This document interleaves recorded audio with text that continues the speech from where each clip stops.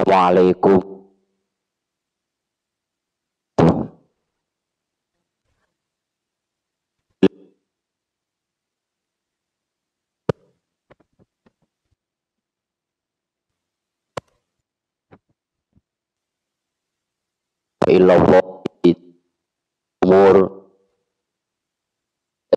illallah wa asyhadu anna Muhammadar wa barik ala sayyidina wa maulana Muhammadin wa ala alihi wa ashabihi ajmain. Rabbi shrah li sadri wa yassir li amri wahlul 'uqdatam min lisani yafqahu qawli. Rabbana hab lana isti'dadan kamilan liqabuli faidikal aqdas amma ba'd. Yang saya hormati, yang saya muliakan, Dhuyufur Rahman, para tamu Allah, Bapak Ibu tamu Allah jamaah sholat duhur Masjid Asy-Syifa. Alhamdulillahirabbil alamin. Allah masih tancapkan iman Islam di dalam dada kita. Alhamdulillah, pada siang hari ini Allah langkahkan kaki kita untuk menghadiri undangan Allah. Hayalas sholah, hayalal falah. Kita diajak oleh Allah, dipanggil oleh Allah untuk sholat, untuk meraih kemenangan di sisi Allah. Mudah-mudahan sholat duhur yang baru saja kita tegakkan merupakan sholat duhur yang terbaik yang kita persembahkan untuk Allah. Dan semoga kalaulah ada sholat duhur kita secara berjamaah tadi ada kekurangannya, dan pasti ada kekurangannya, semoga Allah yang maha sempurna berkenan menyempurnakannya buat kita. Amin, amin ya mujibas sa'ilin. Bapak Ibu yang dimuliakan oleh Allah, alhamdulillahirabbil alamin, kita masih diberi umur panjang untuk bisa bertemu kembali di majelis ilmu seperti ini. Satu majelis yang Rasulullah memberikan semacam motivasi buat kita. Rasulullah mengatakan, ma istama'a qaumun fi baitin min buyutillah, barang siapa berkumpul di satu rumah di antara rumah-rumah Allah, salah satunya masjid. Kemudian dalam perkumpulan itu, kata Kanjeng Nabi, yatluna kitaballah, dibacakan firman-firman Allah, wa yatadarrasunahu bainahum, kemudian ayat-ayatnya tidak sekedar dibaca tetapi dikaji, kemudian dimaknai, ditafsirkan, ditadaburi, seperti apa yang istiqomah dilakukan di masjid ini lewat kajian duhur dari Senin sampai Kamis. Yang menarik, majelis-majelis ilmu seperti itu, kata Kanjeng Nabi, illa nazalat alaihimus sakinah, perkumpulan yang di dalamnya orang kemudian membaca Quran, mengkajinya, membahasnya, kecuali siapapun, kata Rasulullah, yang ada di majelis itu diberikan sakinah, diberikan ketenangan di dalam hidup mereka. Kemudian wa ghasyiyatuhumur rahmah, siapapun yang hadir di majelis ilmu, Allah akan limpahi cinta dan rahmatnya. Wa hafathumul malaikah, kalau kita diberikan mukasyafah, diberikan mata batin kita terbuka oleh Allah. Menurut hadis ini, para malaikat siang hari ini di masjid tercinta kita ini turun membersamai majelis ilmu ini. Kemudian malaikat mengepakkan sayapnya sampai ke langit untuk mendoakan siapapun yang ada di majelis ilmu dan mengaminkan doa-doa yang kita panjatkan di dalam majelis ilmu seperti ini. Dan yang terakhir, kata Rasulullah, perkumpulan majelis ilmu seperti ini, wa dzakarallahu fi man indah, Allah banggakan nih siang hari ini Allah sebut-sebut kita yang ada di majelis ilmu di hadapan para kekasihnya. Kira-kira Allah mengatakan, lihatlah, saksikanlah wahai para kekasihku, di Masjid Asy-Syifa siang hari ini ada kajian duhur, siapa yang hadir Allah sebutkan dan Allah banggakan kita di hadapan para malaikat. Mudah-mudahan hadirnya kita pada siang hari ini mendapatkan 4 anugerah dengan niatan kita menghadiri majelis ilmu ini. Amin. Amin ya rabbal alamin. Bapak Ibu yang dimuliakan oleh Allah, hari ini sudah di akhir bulan Syawal. Kita sudah tanggal 29 Syawal, berarti Ramadan sudah agak jauh dari meninggalkan kita. Pertanyaannya adalah, apakah spirit, apakah ghirah, semangat yang pernah kita rasakan, kenikmatan ibadah, semangat ibadah, senang jamaah, senang taraweh, iktikaf, tadarus Al-Quran, masih terasa nggak semangatnya? Spiritnya masih ada nggak Ramadannya? Ataukah sebaliknya, semangat spirit Ramadan itu pelan-pelan hilang ketika Ramadan meninggalkan kita? Oleh karenanya, betapa Ramadan itu bulan yang istimewa. Dalam riwayat disebutkan Rasulullah, para sahabat dan para kekasih Allah ketika berpisah dengan bulan Ramadan itu tidak senang.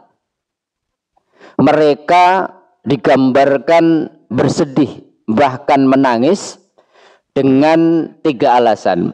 Yang pertama, kesedihan mereka karena mereka akan kehilangan keistimewaan bulan Ramadan. Kita tahu Ramadan itu istimewa sekali. Rasulullah mengatakan bulan Ramadan bulan dibukakan pintu-pintu surga yang begitu luar biasa. Pintu-pintu neraka ditutup. Bahkan kemudian kita merasakan betul semacam kita dikondisikan di bulan Ramadan itu semangatnya kok membara, semangatnya kok luar biasa. Hilang ketika Ramadan berlalu, pelipat gandaan pahala juga kemudian normal lagi ketika bulan Ramadan berlalu. Kenapa kemudian Rasulullah, para sahabat sedih? Yang kedua, ini yang menarik, kenapa mereka sedih? Karena mereka tidak ada jaminan, keyakinan untuk ketemu Ramadan tahun depan.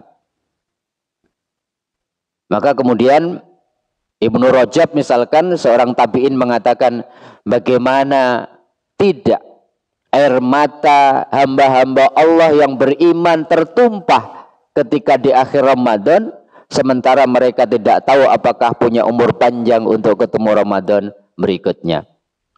Yang ketiga, Rasulullah bersedih, para sahabat bersedih karena mereka belum tahu apakah seluruh persembahan yang dilakukan selama Ramadan, mulai dari puasa, taraweh, tadarus, iktikaf, sedekah dan sebagainya, diterima oleh Allah Subhanahu wa taala. Oleh karenanya di akhir Ramadan, di bulan Syawal ini mungkin masih kita bisa berdoa dengan doa itu. Rasulullah mengatakan, Allahumma la taj'alhu akhira ahdi min siyamina iya fa in ja'altahu faj'alni marhuman wa la taj'alni mahruman. Ya Allah, jangan kau jadikan puasaku, Ramadanku tahun ini adalah puasa dan Ramadan terakhir. Dan seandainya pun setelah engkau lihat bahwa Ramadan dan puasaku memang Ramadan dan puasa terakhir, Rasulullah mengatakan, hendaknya engkau terima seluruh ibadahku selama Ramadan kemarin dan jangan kau jadikan amal-amalku sia-sia. Maka ini sikap yang dicontohkan Kanjeng Nabi, para sahabat ketika berpisah dengan bulan Ramadan. Karena kita tidak tahu apakah seluruh persembahan kita diterima atau tidak. Bahkan dalam surat Al-Mu'minun ayat 60 Allah katakan, walladzina yu'tuna bima atau wa hum qulubuhum wajilah. Ada orang-orang yang sudah berikan yang terbaik dari apa yang dititipkan oleh Allah, ibadahnya sudah terbaik, semuanya terbaik, tapi hati mereka masih gelisah, hati mereka masih tidak tenang. Ketika membaca ayat ini, Aisyah kemudian bertanya, Sayyidah Aisyah bertanya, ya Rasulullah, apa makna surat Al-Mu'minun ayat 60 ini? Kegelisahan hati mereka setelah mereka beribadah itu, apakah mereka mencampur ibadahnya? Kira-kira Aisyah ingin mengatakan mereka sholat, mereka baca Quran, mereka sedekah. Apakah gelisahnya gara-gara mereka juga melakukan zina, mereka melakukan kedoliman, korupsi dan sebagainya? Kata Kanjeng Nabi, bukan itu. Maksud surat Al-Mu'minun ayat 60 itu, hati mereka gelisah adalah gara-gara mereka tidak tahu setelah memberikan yang terbaik atas ibadah-ibadah mereka, apakah ibadah itu diterima oleh Allah atau tidak.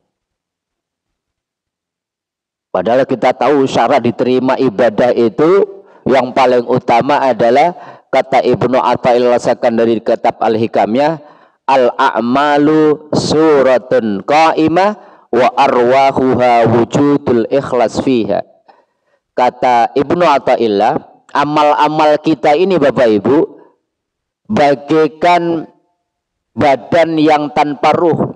Salat kita, tadarus Al-Quran kita, duha kita, salat malam kita, itu bagaikan badan jasad tanpa ruh. Kita nggak mau seperti itu, kata Ibnu Athaillah. Dan kalau mau ibadah kita nyampe kepada Allah, harus ada satu syarat lagi, namanya wujudu siril ikhlas. Harus ada keikhlasan di dalamnya.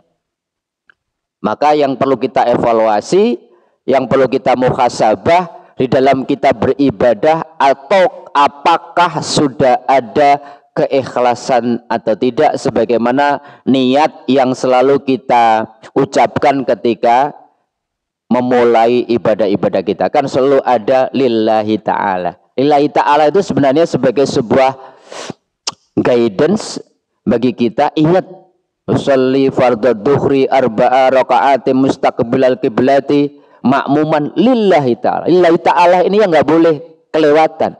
Karena apa? Lillahi ta'ala ini yang akan menentukan sholat kita persembahkan untuk atasan kita, untuk teman kita karena nggak enak nggak sholat, ataukah kita persembahkan murni untuk Allah. Karena maknanya ikhlas itu murni, nggak boleh ada campuran. Untuk Allah tapi juga dipuji, itu berarti tidak ikhlas. Betul-betul lillahi ta'ala, wa ma umiru illa liya'budullaha mukhlisina lahuddin. Betul-betul ikhlaskan, niatkan semua ibadah kita hanya untuk Allah. Bahwa kemudian secara duniawi kita dapat apresiasi, dapat pujian, itu bonus saja. Jangan kemudian menjadi tujuan utama. Ini yang pertama. Mudah-mudahan seluruh ibadah kita, wabil khusus Ramadan kita kemarin, apapun bentuk ibadahnya, adalah ibadah-ibadah yang ikhlas, ibadah-ibadah yang diterima oleh Allah Subhanahu wa ta'ala. Amin. Amin ya rabbal alamin. Pertanyaan selanjutnya, apa ciri ibadah kita diterima oleh Allah atau tidak? Kalau ikhlas kan agak susah. Karena yang tahu ikhlas itu cuma Allah. Kita hanya tahu nanti di akhirat ketika kita membaca catatan amal kita. Para ulama memberikan clue lah kira-kira. Salah satu ciri ibadah kita diterima itu, kata para ulama, min alamati qabulil hasanat al hasanatu ba'daha. Nanti kita cek. Ciri ini kita rasakan atau tidak?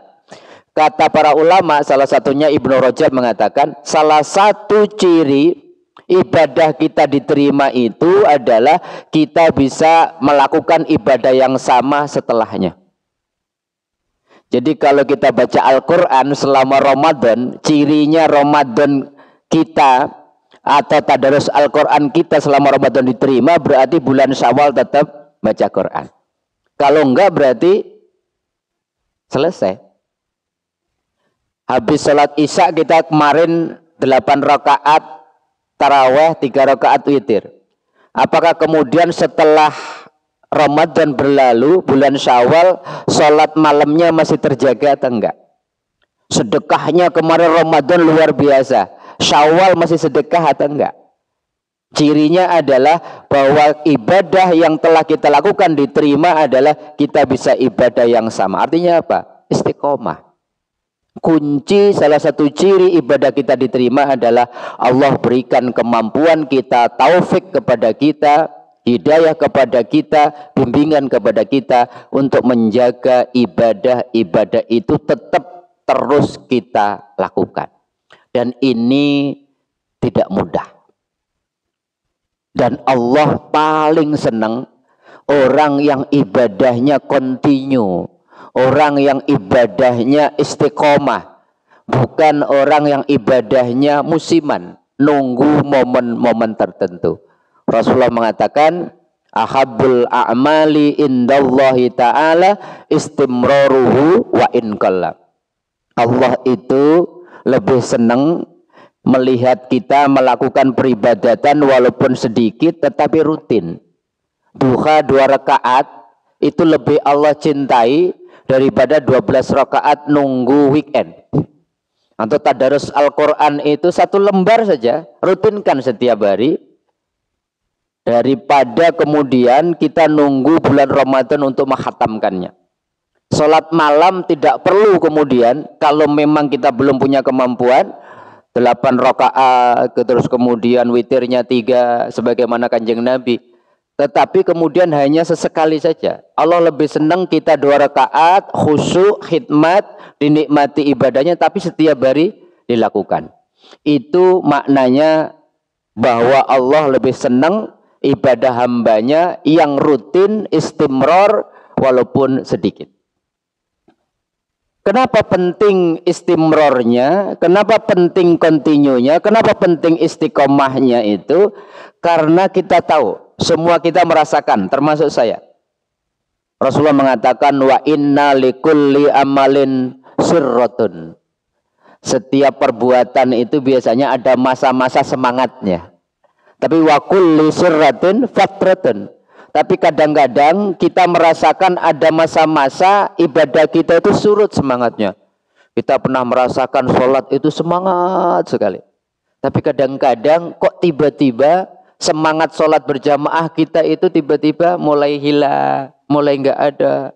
Kemarin kemudian Ramadan tadarus itu punya target 1 hari 1 juz. Kalau bisa kemudian khatam. Tapi kemudian bulan Syawal kok menurun. Semua kita pernah mengalami itu. Habis kajian semangat 1 hari. Kemudian hari kedua sudah mulai. Namanya futur. Futur itu momen-momen ketika semangat kita itu kemudian menurun. Kalau ini enggak segera diantisipasi, hilang. Maka di dalam Islam, alhamdulillah kalau laki-laki, futur itu tidak sampai berlarut-larut. Karena di setiap Jumat kita diwajibkan sholat Jumat untuk mendengarkan, untuk kemudian meningkatkan keimanan dan ketakwaan lagi. Maka saya selalu mengatakan, sayangnya umat Islam tidak menjadikan momentum Jumat itu momentum yang istimewa. Padahal itulah saat-saat umat Islam dipaksa berkumpul untuk mengevaluasi keimanan dan menambah ilmunya. Maka masjid-masjid yang menyadari efektifnya sholat Jumat itu akan betul-betul dijadikan momentum itu momentum yang luar biasa. Saya termasuk di tempat ini, di Asy-Syifa ini, salah satu masjid yang dalam 52 Jumat itu dikasih tema, Pak. Sehingga kemudian khatibnya tidak boleh sembarangan. Dengan tema itu berarti DKM-nya menginginkan umat ini tahun ini dibawa kemana. Sebab kalau nggak dikasih tema, nanti seringkali ada pengulangan-pengulangan.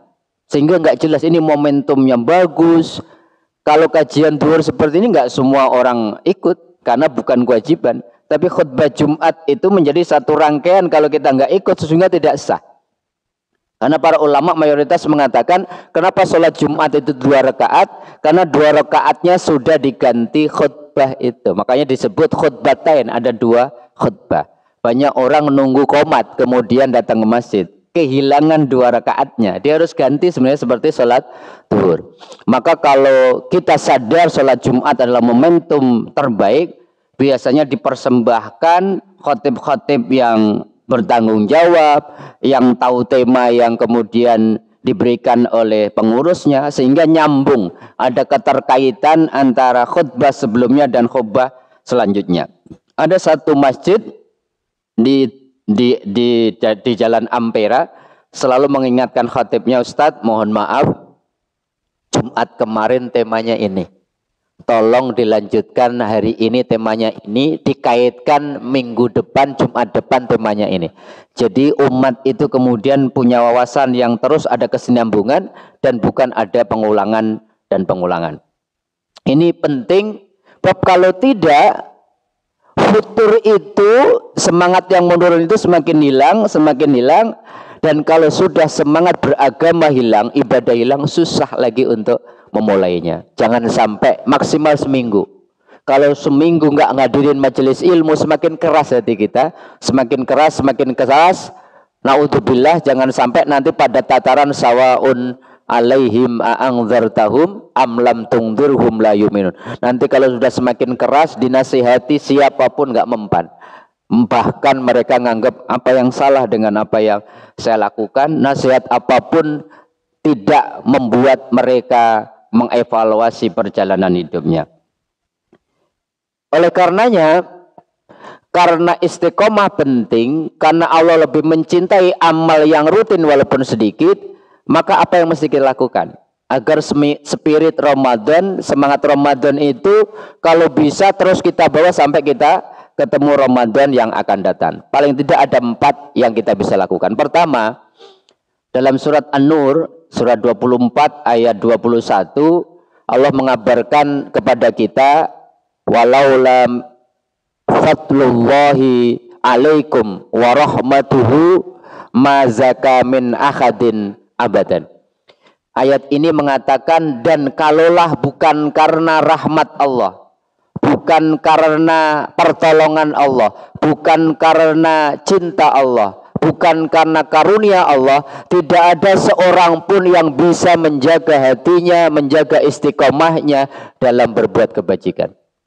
Jadi Pak, Ibu, kita diajarkan, disadarkan oleh surat An-Nur 21 ini, kita bisa jamaah istiqomah ini bukan karena kita hebat, bukan karena ilmu kita banyak, bukan kita sering hadiri majelis ilmu. Wallahi ini gara-gara Allah mengizinkan seperti ini. Ini rahmat Allah, ini karunia Allah. Jadi syukuri kita bisa salat duhur berjamaah, syukuri. Jangan anggap ini sebagai keberhasilan kita yang membuat kita sombong, merendahkan orang yang tidak berjamaah, tapi syukuri sebagai anugerah yang luar biasa. Kita dapat rezeki, kita bersyukur, bisa sholat berjamaah, nggak semua orang dapat. Ini karunia Allah. Oleh karenanya, karena yang bisa istiqomah hanyalah orang-orang yang diberikan izin, diberikan karunia, diberikan bimbingan, diberikan pertolongan Allah, minta sama Allah agar kita bisa istiqomah. Allah ajarkan kita 17 kali membaca doa agar kita bisa istiqomah. Seringkali kita abaikan. Apa itu? Ihdinas siratal mustaqim. Waktu membaca ihdinas siratal mustaqim, yang muncul biasanya minta apa? Ya Pak Ustadz, karena itu Fatihah, ya udah lempeng aja. Kalau membaca ihdinas siratal mustaqim, kalau kita sedang sholat sendiri atau kita sedang jamaah, dalam hati minta 2 hal.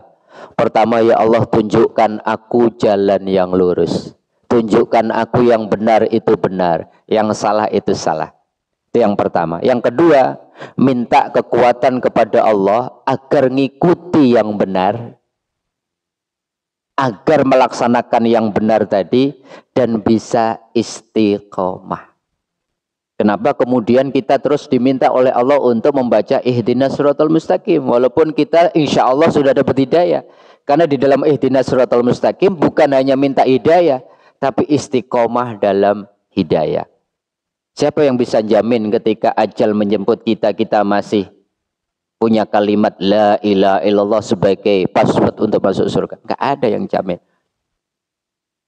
Maka ihdinas siratal mustaqim menjadi penting di situ kita baca untuk 2 hal tadi. Yang kedua, Rasulullah ngajarin doa agar bisa istiqomah. Ya Allah ya muqallibal qulub, sabbit qalbi ala dinik. Tambahin wa ala ta'atik, wa ala ma'rifatik, wa ala mahabbatik. Tambahin sesuai dengan apa yang kita ingin istiqomah. Ya Allah, Istiqomahkan aku dalam agamamu, dalam ketaatan kepadamu, dalam makrifat kepadamu, dalam kecintaan kepadamu, dalam sholat berjamaahku, dalam tadarus Al-Qur'anku, dalam sedekahku. Minta dalam bahasa kita setelah membaca ya Allah ya muqallibal qulub sabbit qalbi ala dzinik, tambahin wa ala ta'atik wa ala ma'rifatik wa ala ibadatik dan seterusnya.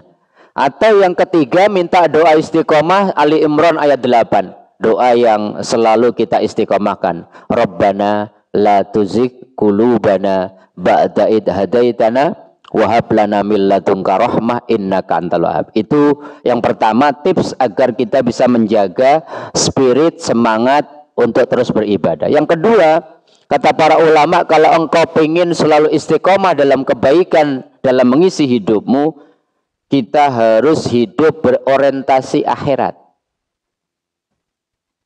Hidup itu tujuannya bukan dunia. Hidup itu goalnya, finishnya adalah akhirat. Maka orang yang cerdas adalah orang yang mengakhiratkan dunia. Semua kesempatan yang Allah berikan, umur, rezeki, jabatan, atau apapun, ini kan bersifat duniawi. Akhiratkan. Niatkan untuk akhirat. Wabtaghi fima ataqallah darul akhirah wala tansa nasibaka minad dunya. Surat Al-Qasas ayat 77.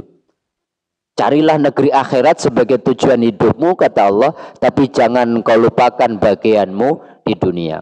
Akhiratkan dunia kita. Yang kerja, mohon maaf, jangan pernah lupa keluar dari rumah.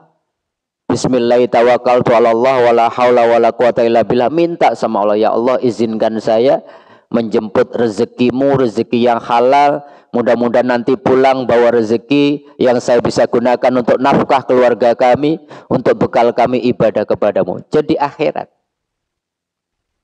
Yang seorang dosen niatkan berangkat dari rumah bukan sekedar kewajiban jam kuliahnya, tapi ya Allah izinkan saya untuk mengamalkan ilmumu agar semua orang bisa mengenalmu, bisa lebih mengerti atas apa yang kemudian saya ajarkan. Jadinya akhirat.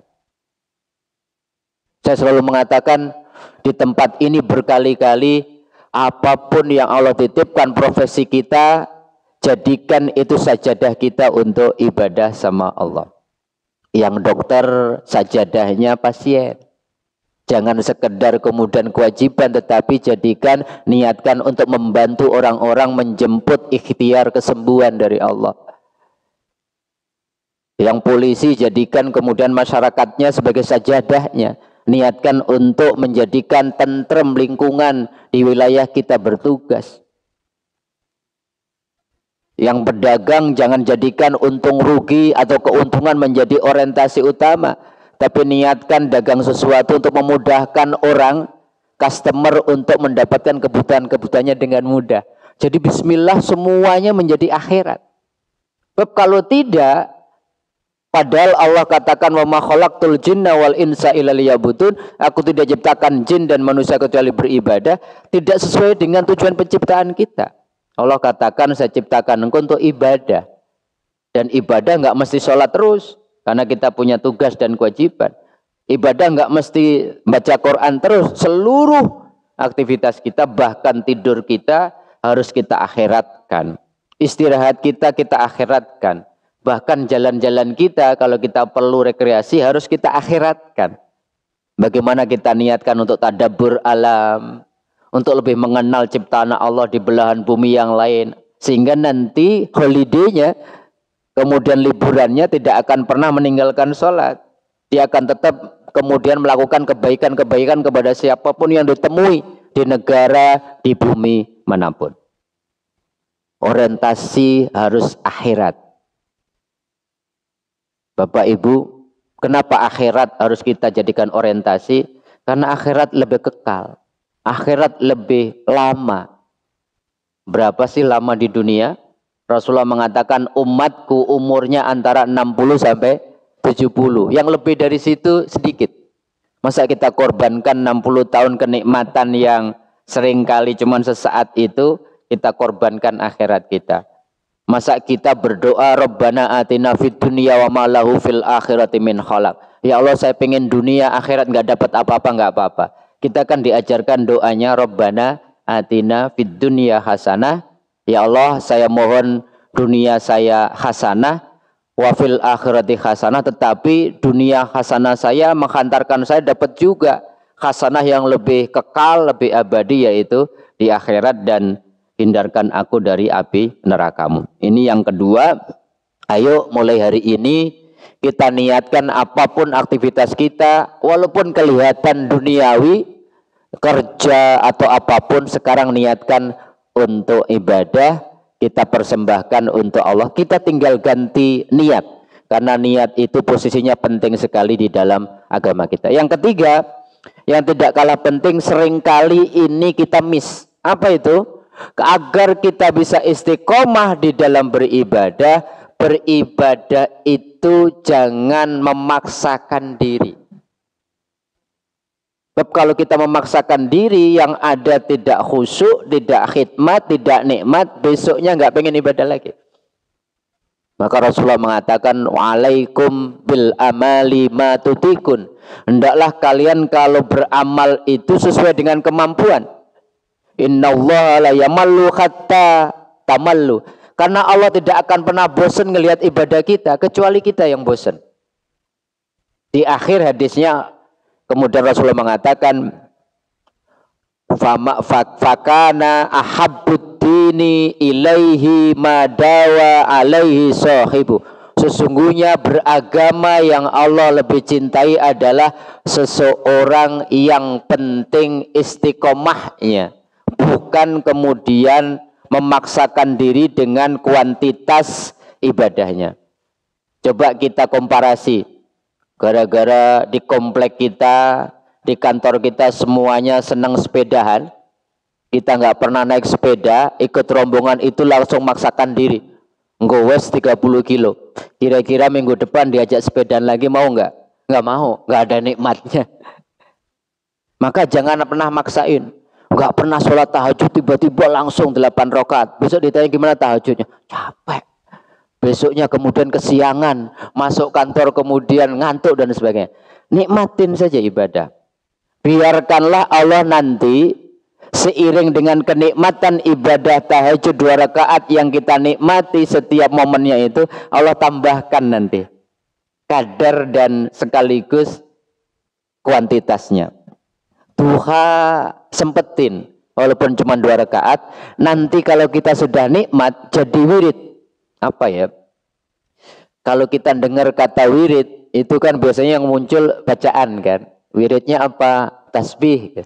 Padahal wirid itu di dalam bahasa agama kebaikan yang kita lakukan berulang-ulang sampai kebaikan itu jadi kebiasaan kita. Itu namanya wirid. Ada orang yang wiridnya sholawat, berarti sholawatnya sudah rutin. Ada orang yang wiridnya, orang ini wiridnya sedekah, berarti orang itu sedekahnya sudah jadi habit. Ada orang yang wiridnya Quran, berarti setiap hari tiada kemudian membaca, setiap hari tidak akan pernah dia tidak membaca Al-Quran. Ada orang yang wiridnya sholawatan, ada orang yang wiridnya macam-macam. Nah, untuk bisa menjadi wirid, maka kemudian ibadahlah sesuai dengan kemampuan. Sebab ibadah yang kita sesuaikan dengan kemampuan rohani kita adalah ibadah yang nikmat, yang khusyuk, sehingga nanti kita ingin mengulangi ibadah yang nikmat itu sehingga hasilnya adalah istiqomah. Ini kunci yang ketiga yang dikatakan oleh para ulama. Terakhir, ini yang bagi saya masih sangat penting dan bagi kita saya kira penting adalah apa? Untuk bisa istiqomah ternyata kita perlu teman, perlu jamaah. Wa alaika bil jamaah, kata Rasulullah. Hendaklah kalian beribadah, mendekatkan diri kepada Allah itu jangan sendirian. Kalau bisa berjamaah. Fa innama ya'kulu dhibbu al-qasiyah. Karena serigala itu enggak pernah makan kecuali kambing atau domba yang sendirian. Kalau kita sendiri, Pak, Ibu, pertahanan kita menghadapi godaan itu tidak sekuat kalau kita berjamaah. Sholat malam itu kalau sendirian itu Masya Allah. Kemarin waktu iktikaf Ramadan itu berjamaah itu nikmat ya. Tadarus Al-Quran habis sholat taraweh bareng-bareng, gantian, yang satu nyimak, yang satu mendengar. Itu nikmatnya luar biasa. Maka jamaah seperti ini jangan ditinggalkan. Kita ini butuh teman. Karena teman itu di dalam bahasa hadis Nabi, al-mu'minu mir'atul mu'min. Seorang mukmin itu sejatinya adalah cermin bagi mukmin yang lain. Yang satu kemudian semangatnya turun, sahabatnya semangatnya masih menyala, pasti ke bawah. Tetapi kalau kita sendirian, sekali kita males, ya lewat. Karena apa? Setan itu menurut Rasulullah ada mengalir dalam darah kita, selalu yuwaswisu fi sudurinnas, membuat yang ibadah kemudian menjadi berat, membuat yang dosa menjadi indah. Kalau nggak saling mengingatkan, nggak punya sahabat, nggak punya teman yang bisa watawasau bil haq watabis sabr, maka istiqomah kita seringkali kemudian naik dan turun. Maka almar'u ala dini khalili. Seseorang itu kualitas agamanya tergantung sahabat dekatnya. Kalau kita punya komunitas sahabat, kemudian jamaahnya rutin, insya Allah itu. Walaupun awal-awalnya berat gitu, tapi di lingkungan itu jamaah semuanya saling ngintin, masih pasti luar biasa. Kalau kita pergi ke satu daerah luar kota, tergantung itu jamaah barengan kita di mobil itu. Kalau biasanya suka mengakhir-akhirkan waktu sholat, pasti usul pertamanya jamaah aja ya. Tapi kalau kemudian ada yang lebih kuat, udahlah kita ini bawa mobil pribadi, toh ke Bandungnya kemudian nggak buru-buru, rest areanya longgar, kenapa sih kan kita istirahat, kemudian sambil sholat kita tenang, insya Allah dengan itu semuanya diperlancar. Kalau lingkungannya senang mengambil hak orang, korupsi dianggap sebagai sebuah kebiasaan, ya kita ikut.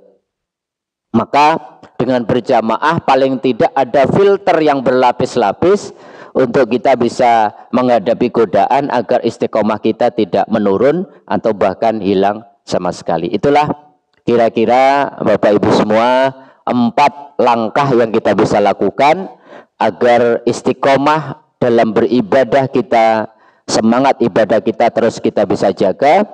Dan semoga dengan apa yang kita lakukan hari ini menjadi perantara Allah senantiasa membimbing kita untuk terus bisa istiqomah melakukan kebaikan-kebaikan yang pernah kita kerjakan. Dan insya Allah ketika kita dipanggil oleh Allah kelak nanti mudah-mudahan kita terus istiqomah dalam iman, istiqomah dalam Islam, istiqomah dalam melakukan kebaikan dan amal soleh. Amin. Amin ya rabbal alamin. Rabbana la tuzigh qulubana ba'da idh hadaitana wa hab lana min ladunka rahmah innaka antal wahhab. Subhanaka rabbika rabbil izzati amma yasifun wa salamun alal mursalin walhamdulillahi rabbil alamin. Terima kasih. Kurang lebihnya mohon dibukakan pintu maaf. Subhanaka Allahumma bihamdika asyhadu an la ilaha illa anta astaghfiruka wa atubu ilaih. Assalamualaikum warahmatullahi wabarakatuh.